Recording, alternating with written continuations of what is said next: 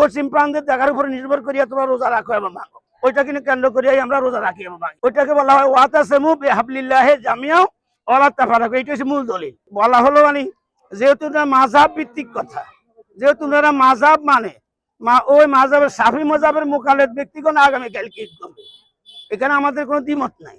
কিন্তু আমরা হলাম মেজরিটির ভিতরে আছি, যেহেতু ইমাম আবু হানিফা সাহেব রহমতুল্লাহ আলাইহি, ইমাম শাফি, ইমাম এই হাম্বল রহমতুল্লাহ আলাইহি সহ হানাফি, শাফি, ইমাম মালিক রহমতুল্লাহ আলাইহি তিনজন বললাম না নি ইসলামের বিচার বিশ্লেষণ করার জন্য সমস্ত ব্যাখ্যাগুলিকে 60 জন ব্যক্তিকে সারিটা নিযুক্ত হয়েছে। 3 সারিটারে বলছেন যে পশ্চিম প্রান্তের জায়গার উপরে নির্ভর করিয়া তোমরা রোজা রাখো এবং ভাঙো, ওইটা কিন্তু কেন্দ্র করিয়াই আমরা রোজা রাখি এবং ভাঙি।